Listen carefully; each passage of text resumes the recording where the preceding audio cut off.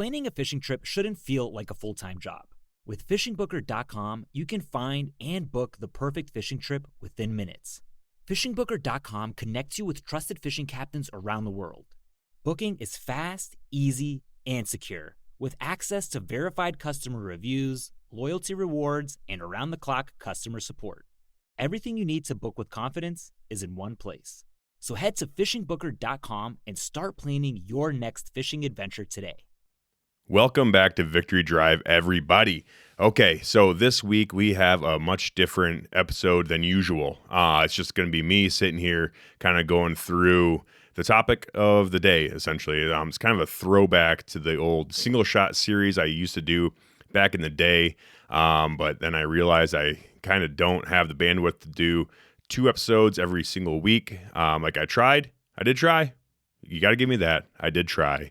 I just couldn't really hold myself up to the same standard that I set for myself. So this is kind of like single shot-esque, though. It's just going to be me covering a certain topic that I find very interesting.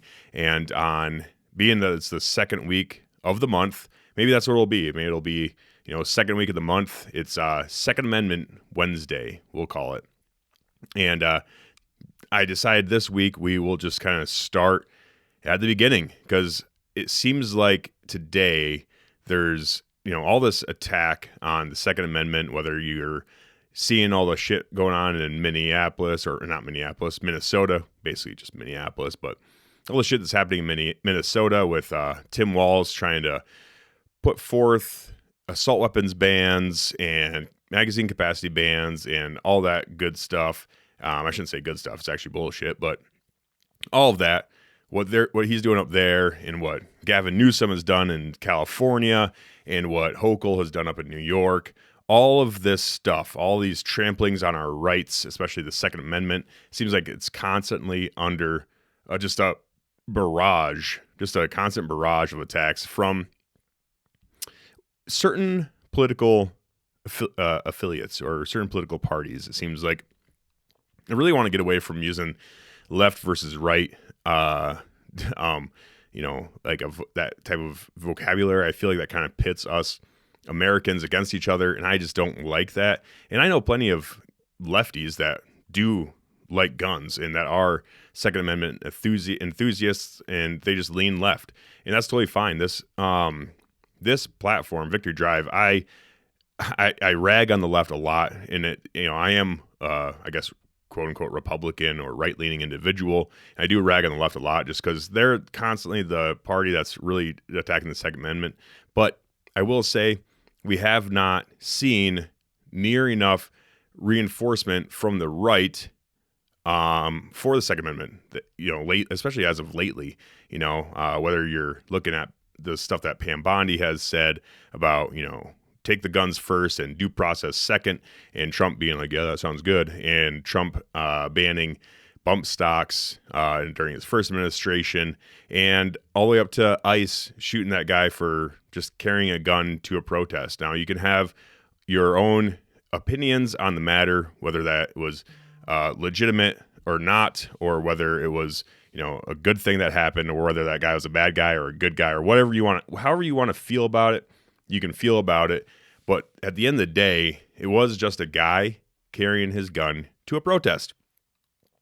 So, me being me, I want to stay. I need to stay consistent. And this is my issue, right? The Second Amendment, guns, all that stuff. This is my issue. This is where I have planted my flag of not one more fucking inch. Whether it's left, right, middle, up, down, doesn't matter. Diagonal, I don't give a shit. This is it. This is it for me. Like, I'm a freedom, liberty loving individual. And I think that the Second Amendment is, was written in a certain way, right? And that's what we're going to get into this episode is, what did the founders actually mean when they wrote the Second Amendment? Anyways, moving on.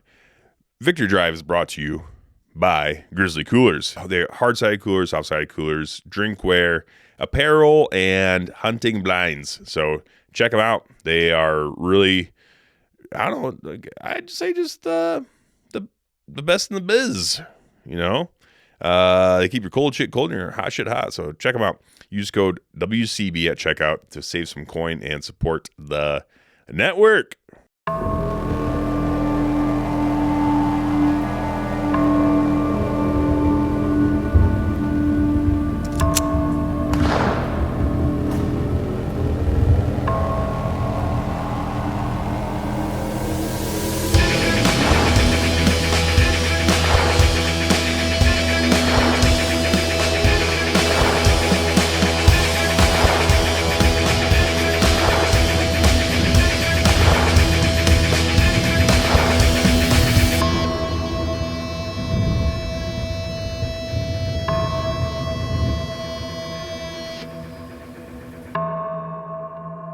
All right, first things first, we have to start with a little bit of backstory, a little bit of history, not a lot. I'm not going to go through the whole history of the Revolutionary War and all of that stuff. We kind of understand as Americans what happened, but there are certain things that maybe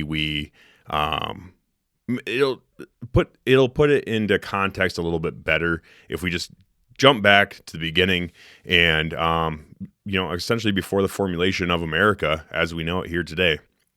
And I feel like a good landing point would really be the Lexington and Concord battles, right? So there was a bunch of different battles that happened during Lexington and Concord, but initially the reason why that conflict or those battles even took place was because back then we had this guy named General Thomas Gage, and he came into power because us Americans were getting a little bit wild, a little out of control. We were kind of taking some liberties here, whether, it was a Boston Tea Party or, all that stuff. We were just getting a little crazy. And the Redcoats wanted to stop it, right? They realized that Americans were getting a little rowdy and a little out of hand, and they needed to send in a hard-hitting motherfucker like General Thomas Gage to uphold British law and order, right? So they sent this guy in, and he essentially took control of Boston, put a bunch of troops out there, and started assembling the military to qualm us in our uprisings all the way back then. And, by this time we had a lot of different Patriot intelligence agents out there, staying incognito, running taverns, getting a feel for what's kind of keeping their finger on the pulse of the people and what's going on. And Boston was kind of where it all started. And, we had all this going on, and we had some riders. Basically the Patriots sent out some riders saying like, hey, we have intel that the British are going to be coming after arms in Lexington and Concord, actually in Concord, right? So they're heading for Concord because that's where the British had the intel that there was a lot of weapons and gunpowder and ball being stored in Concord. And they just realized like, hey, if we want to really keep these guys in check, we can't let them have guns. That's it. Like they've already tried stomping on, the freedom of speech stuff. Like they tried stomping on American speech and stopping all that. And they realized like, we can't keep this under control, but we definitely can't let these motherfuckers have guns because they're wild and crazy. They're essentially feral. And we are the Redcoats. We are, very well put together, and we know what's best because we are the world's superpower. At this time, we are strong and powerful, and we've already defeated the Spanish and certain other conflicts and, the French and all this other stuff. We've already had engagements with other world powers, and we came out on top, right?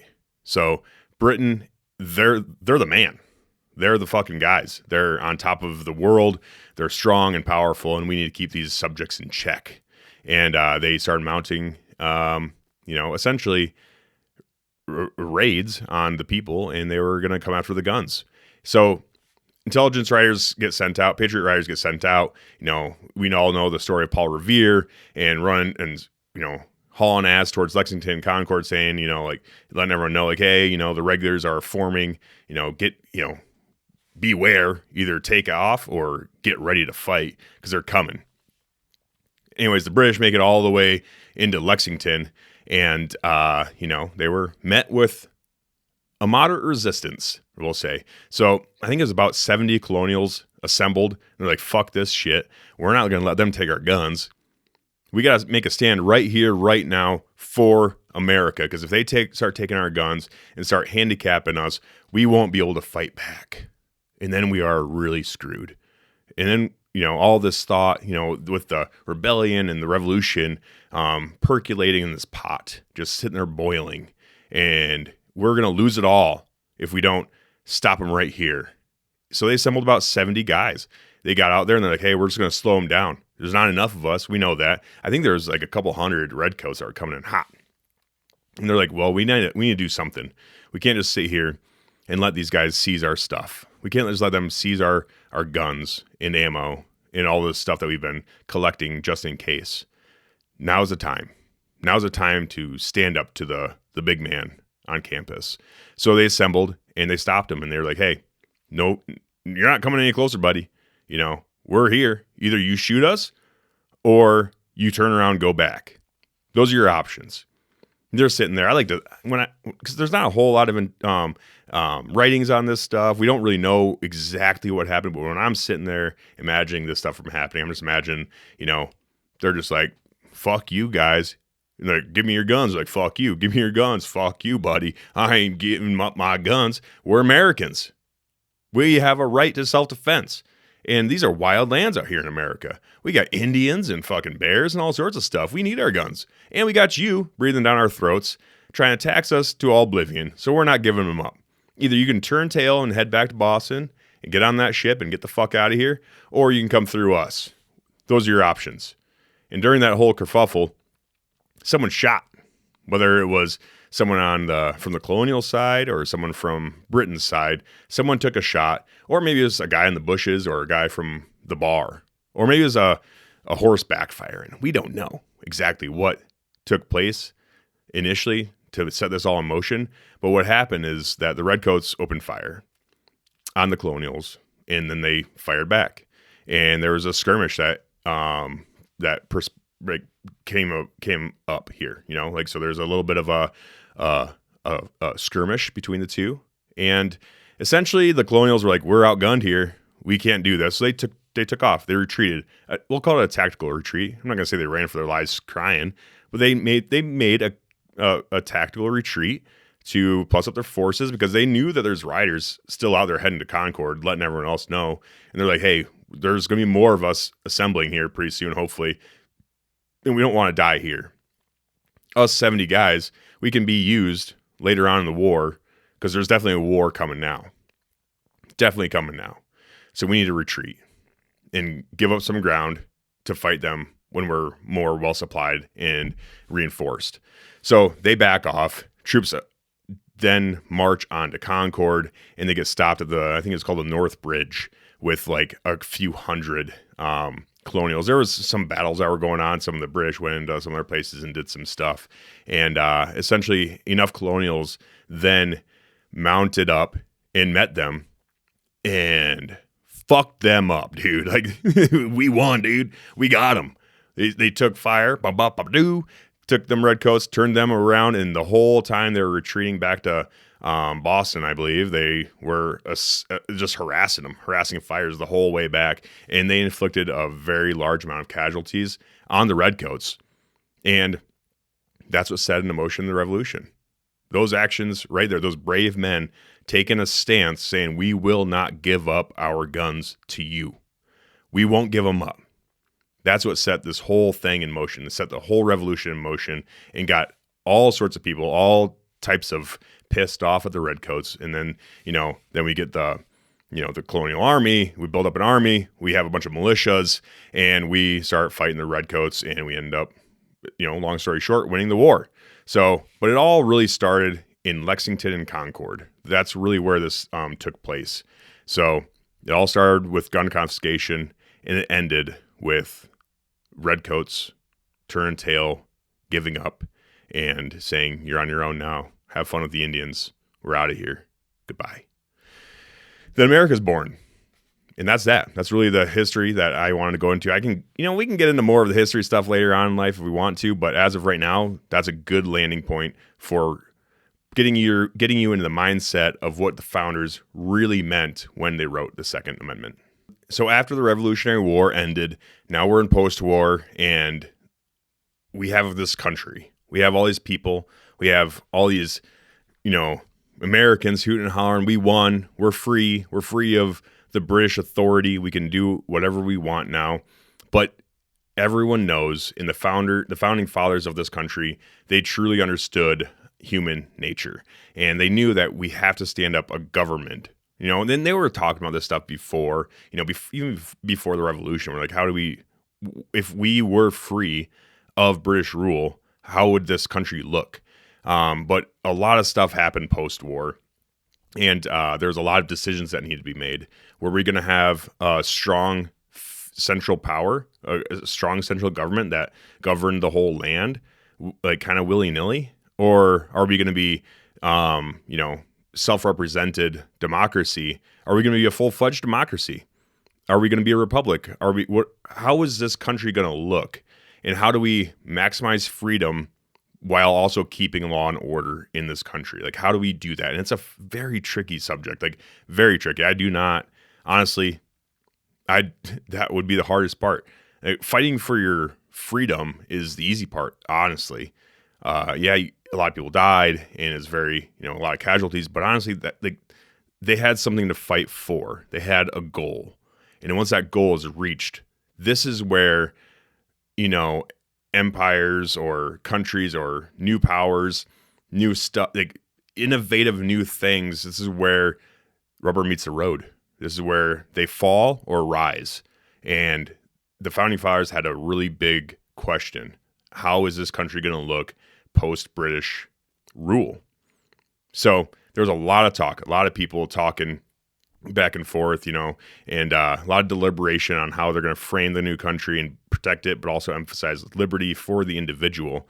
And essentially, James Madison was a huge driving force. There's a lot of talk between the Federalists and Anti-Federalists, and James Madison, being a Federalist, he liked having a federal government or a central government to keep all the other states in check and make sure that they aren't, the states themselves aren't getting out of control and really, honestly, like enslaving or treating the citizens like shit. So that was really what he was looking at, and he understood like we do need to have a standing militia or army or whatever it is. Like he was a Federalist, right? So his thing was central government and the Constitution. He was the guy that put forth the Constitution and kind of pushed for that and the framing of how the government's going to work, whether it's the executive branch, judicial branch, and legislative branches, and how all these branches of government work together while keeping checks and balances so not one group gets too powerful, because they were smart. They look back into Roman history too, and all the great empires of the world, British, like obviously being European descent and coming from Britain, European politics had a lot of influence on them, and they got to cherry pick, what they liked and what they didn't like, and they saw firsthand how rulers and monarchs became tyrannical, right? So they wanted to be able to have a government with enough checks and balances on each other to make sure that one branch didn't become too powerful and take control, because like in the Roman Empire days, the Senate was way too powerful at first, and it ended up leading to, an emperor, right? So like Julius Caesar came across and, fucking became the emperor and shit, and basically led to a dictatorship for a long time. And, they're looking at that and the rise and fall of the Roman Empire and all that stuff. So they had a lot of history to go back on. They did a lot of reading back then. There wasn't TV. There wasn't Netflix and YouTube and fucking TikTok in 1776. So they had they kept themselves busy, and they were very well read, especially with history. So they had a good idea of what worked and what didn't work, and honestly, pretty fucking ingenious. The Constitution, pretty ingenious, if I do say so myself as an American. But they needed to make sure that there was checks and balances, essentially, right? They didn't want the president to have all the power and become a dictator. They didn't want the Senate to have all the power and become like an oligarchy or anything like that. So they kept each other. They had it written out so in Madison's mind, it kept everyone in check, right? And there was a lot of pushback from anti-federalists like Patrick Henry and George Mason, and they were like, you know what?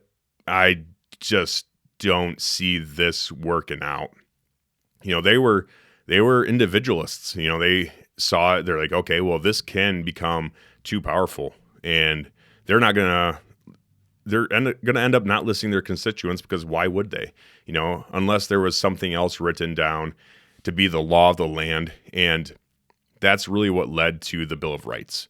So anti-federalists like Patrick Henry and George Mason, like I already said, they pushed back against the Constitution. They're like, we're not fucking signing this thing. And the anti-federalists were like, our states are not signing off on this garbage, because you're going to become tyrannical. It might not be today, it might not be tomorrow, might not be this year or next, might not be the next 10 years, might not be in the next 100 years.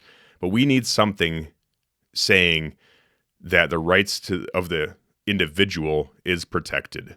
And that's really what set in motion the ratification of the Bill of Rights. So the Constitution, it ended up being ratified on June 21st in 1788, and took some deliberation and a lot of pushback, and that led to the Bill of Rights being ratified on December 15th, 1791. So not that much later on, the Bill of Rights got passed. And that's what we all know and love about America today, that, you know, honestly, the forward thinking of our founding fathers, looking back and being like, you know what, this might not be very great in the future. We might not take advantage of these powers, but someone might.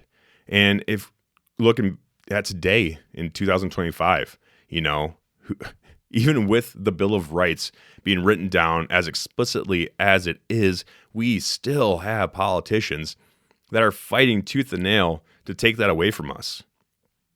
So just imagine what this country would be if we only had the Constitution to go off of, if we only had that, and we did not have the Bill of Rights to look back on and be like, this is America. This is our rights as individuals, right? We wrote them down 250 fucking years ago.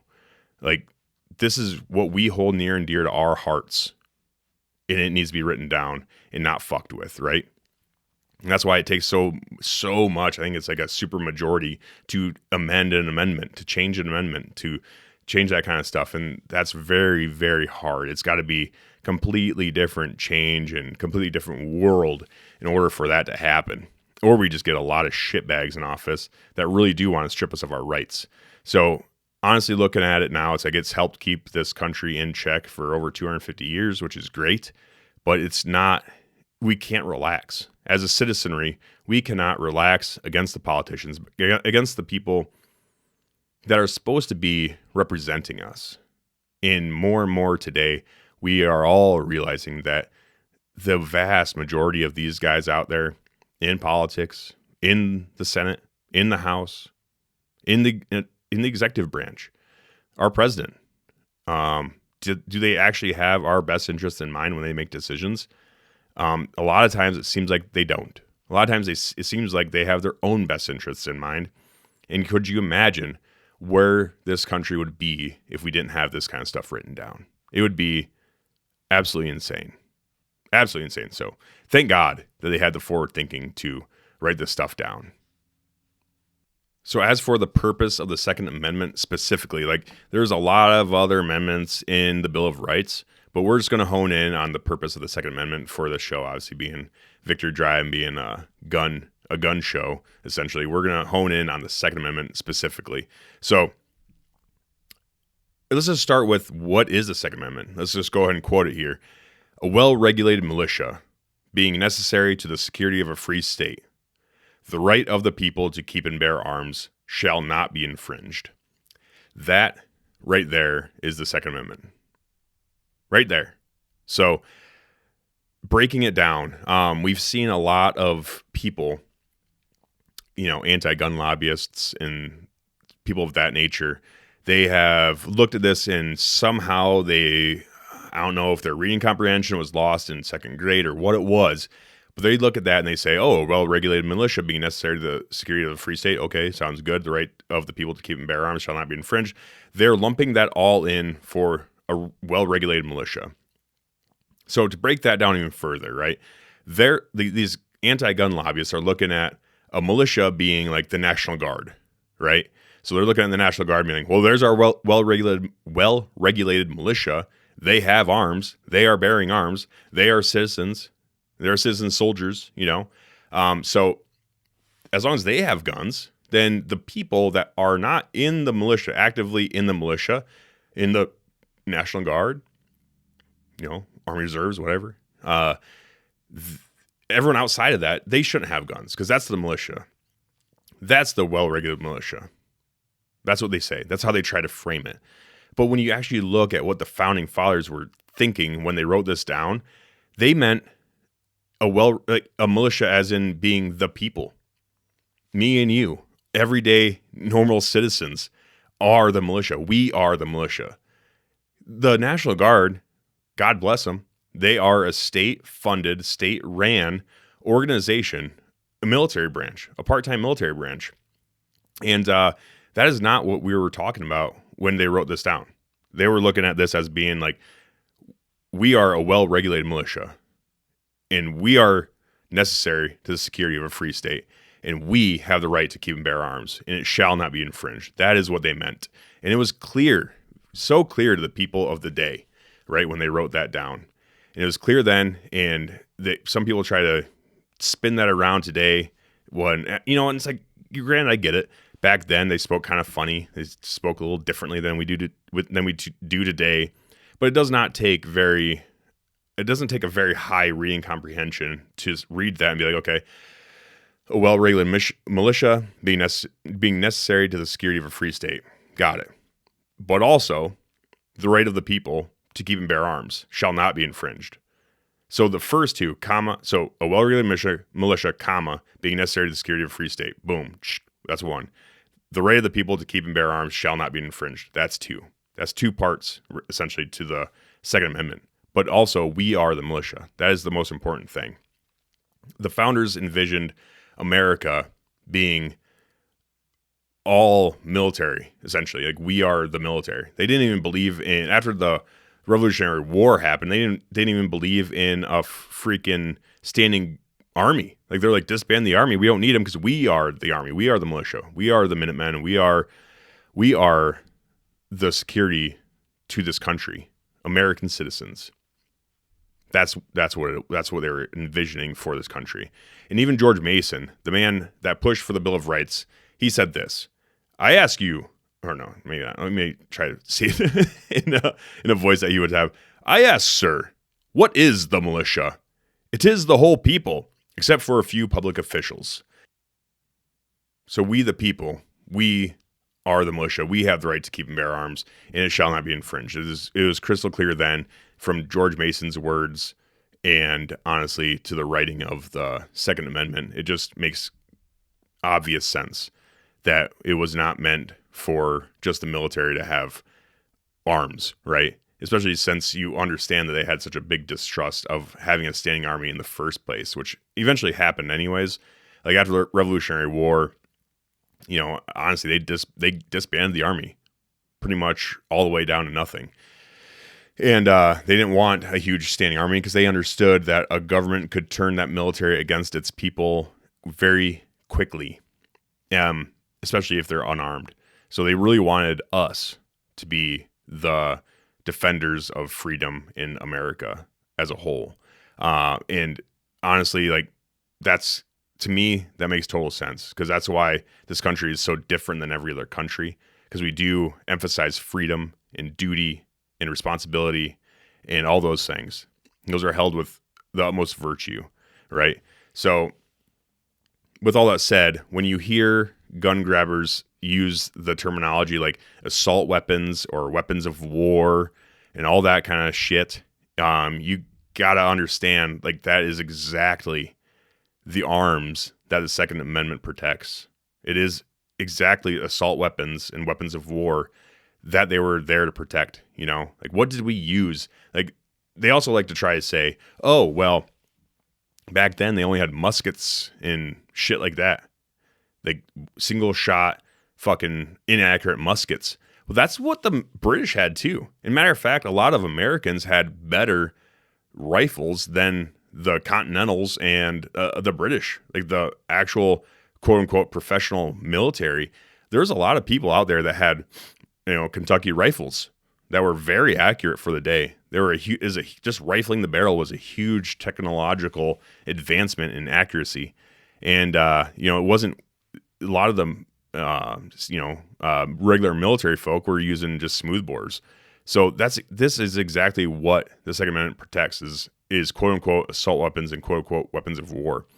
So when they try to use this terminology to take our guns, this is exactly what the Second Amendment was protecting. We have a right to keep and bear all of the arms. And that's why I'm such a Second Amendment absolutist, because, let's put it like this. If you are that much of a public safety threat, should you own guns, right? So like felons and stuff like that. If you're that much of a public safety threat, then why are you even in society? Should you not be locked up until you're not a threat anymore? Is that not what prison is for? Is that not what punishments are for? Is to keep the no good doers out of society, to protect society? And if they're not able to be trusted with guns back into society, then should they even be in society at all? Like, that's a question that I think we all need to entertain and ask ourselves. Now, I'm not saying that people that smoke weed need to be put in prison for 50,000 years or die, but at the end of the day, if you're that much of a threat to society where you can't own a gun, what are you doing here? Like, you're not doing the country any good. You're not doing any of us any good. So get the fuck out of here. Stay in prison until you're not a threat anymore, whatever that may be. But even like James Madison, when he wrote in the Federalist Papers number 46, the reason why we won the Revolutionary War and we won our freedom from British rule is because we had a unique advantage when compared to European citizens. We were armed. Like, we all understood this. Like, us being armed is the reason why we won, essentially, right? And they wanted to protect that right.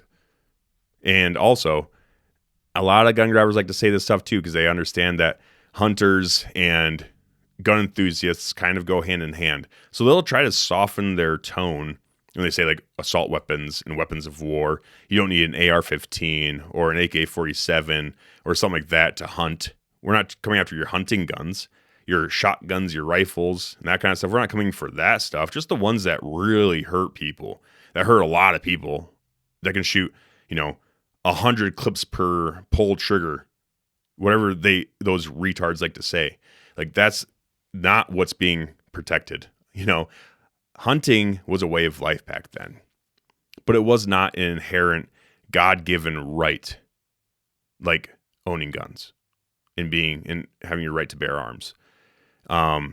It's an added bonus, having sick ass hunting rifles like a Winchester Model 70 or, the newest 6.5 Bleedmore, whatever it is. It's like, that's an added bonus when those weapons are able to be utilized for hunting purposes as well.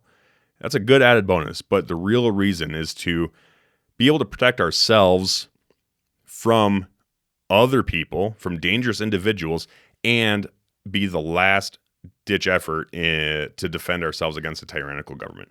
That's why it was written. Hunting was an added bonus. So there's always that.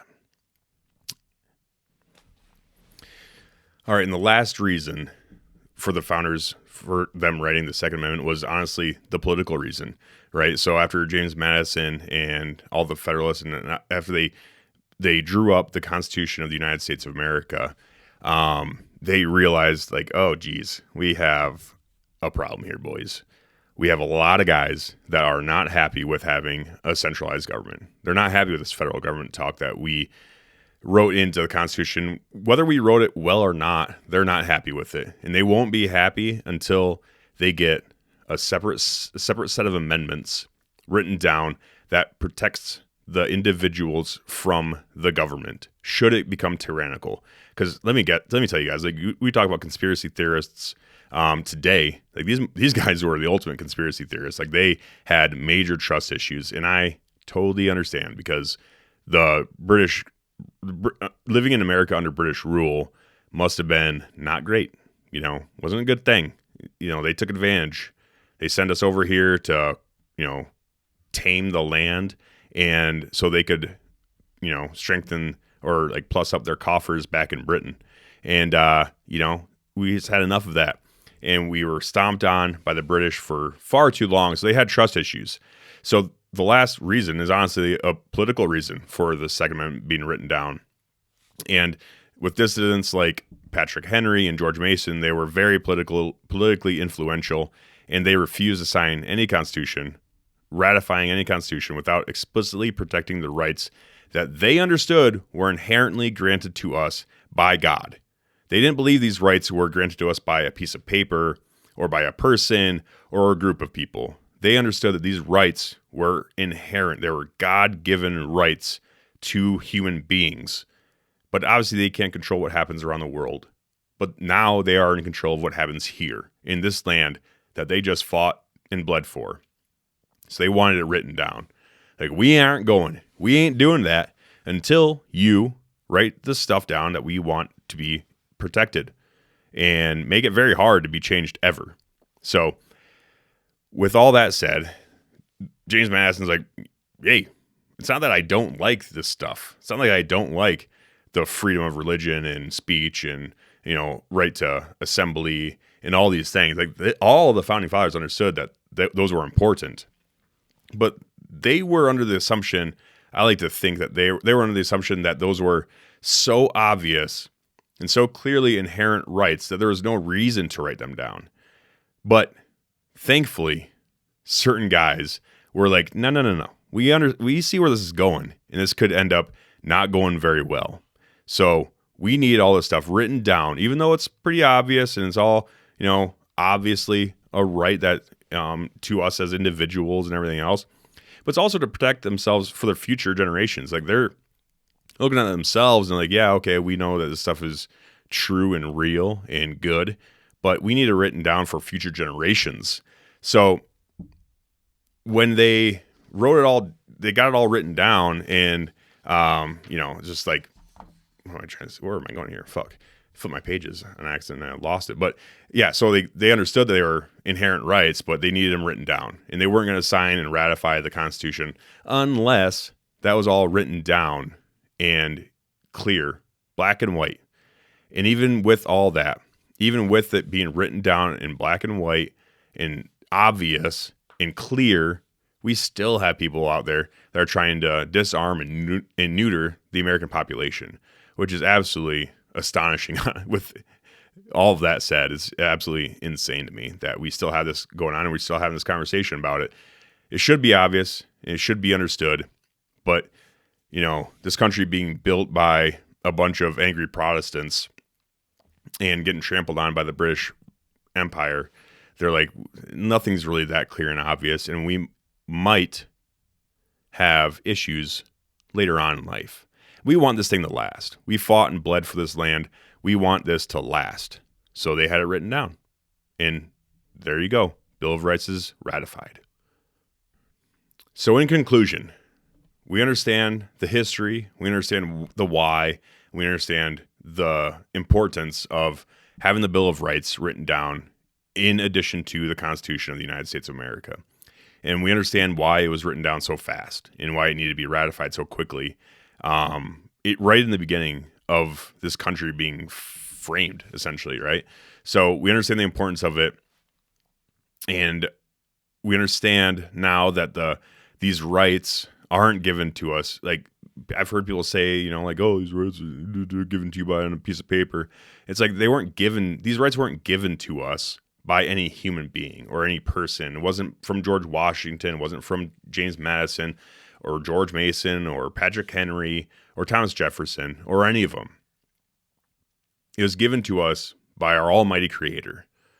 And they use this language all throughout the Constitution. Like this is this is like stuff that can't be messed with, right? This is above us. This is above us humans. This is obvious, just human, the way we ought to be treated, as human beings. And it was also, we understand that a strong citizenry, a strong armed citizenry is a requirement for defense of this great land from all forces, foreign and domestic. And luckily, America is set up in such a fashion where we have two vast oceans in between us, and we have a lot of terrain in our country, and we have a lot of land, and we have a lot of people. We are very blessed, just strategically located and blessed with a very hard landscape to invade from foreign adversaries. And now, in 2026, we have the strongest military to ever be on Earth. And I think the founding fathers would see this and be like, holy shit, that is not what we expected. And now you have pedophiles running the government. That's not what we expected either. That's insane. However, it's because of these rights written down in the Bill of Rights, since we explicitly wrote them out, since our government is probably ran by a bunch of satanic pedophiles, since it's so, even though we have all of these broken, downtrodden human beings that are inherently selfish and only out for their own best interests, and they could give two shits less about you or I. Even though we have all these cowards running the government, we still have these rights today. But it does come at a cost. It does require diligence from us Americans. It does require us to be on our P's and Q's and call this stuff out whenever we see it. And that's why I really do respect, organizations like FPC, like the Firearms Policy Coalition, the Gun Owners of America, even the NRA. That's the boomer organization. I know, I get it, but even the NRA, they do a lot of good things. But on top of all that stuff, just because we have the right to bear arms doesn't mean we are free from the responsibility to properly utilize said arms. The founding fathers they understood that we needed to be armed, but also disciplined. We needed to be effective with said arms. And I'll tell you right now, there's a lot of people out there that I've seen that are gun owners that are not near trained enough. They have guns that they do not understand what the fuck they're doing with them. And that's why it is so important for us Americans to not only exercise our right to bear arms, but also we need to be diligent in how we use these arms, how we exercise these rights responsibly, getting trained, finding a good instructor, asking for help if you don't understand something. Don't feel stupid. Don't worry about feeling stupid. If someone makes you feel stupid for asking questions about guns from someone that's smarter than you, if they make you feel stupid, fuck that guy. Go find somebody else. There's lots of people out there that are more than happy to show you or teach you. And some of these guys, they charge a little bit of money or a couple $100 for a weekend or a day or something like that to get trained. Do it. Knowledge is power. Getting trained is important. You are not only training your body in how to use these weapons, but you're also training your mind, and that is very important for us to understand. So, just because we have these rights, the right to bear arms and all this other good stuff, we need to be able to exercise it responsibly, and that goes for the freedom of speech and everything else too, right? And freedom of religion. I don't care if you're a Muslim, a Christian, a Buddhist, or what it is. I don't care. But you need to be able to wield these rights and these freedoms respectfully and responsibly. And if you're a Muslim and you're an Islamic jihadist, then you're ruining it for everybody else, man. You're ruining it for everybody else. Every other nice Muslim out there, they should be calling you out. And on the Christian side of things too, same with us. We all need to be calling each other out and making sure that we are doing better. And that goes exactly with gun owners as well.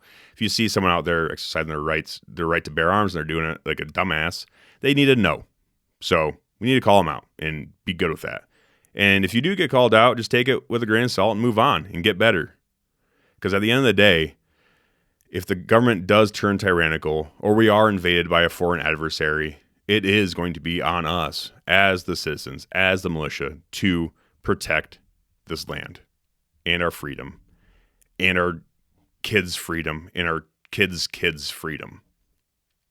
But before I leave you, I do want to really just push this a little bit further and leave you with some quotes from some of the founding fathers, just so you can really understand in their own words what they meant by the right to bear arms, right? Like really what their mindset was at. So here's a few from Thomas Jefferson.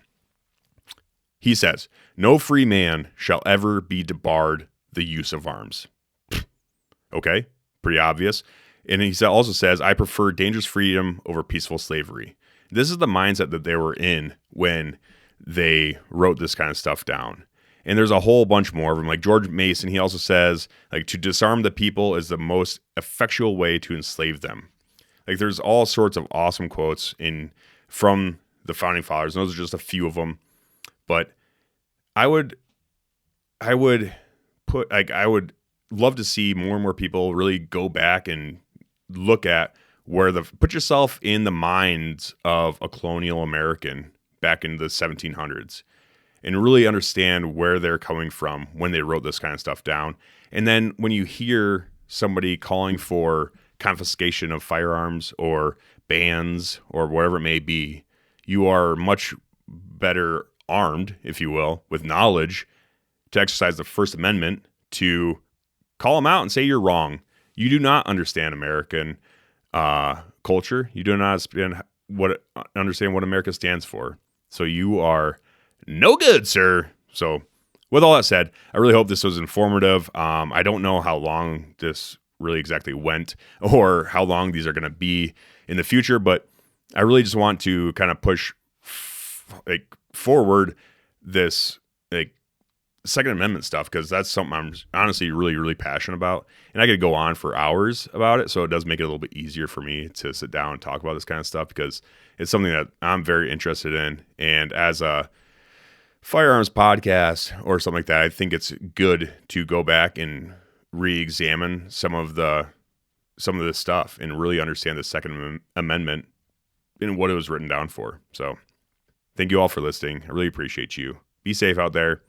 And get it trained up. Go find someone to help train you up and get effective with your weapons. God bless.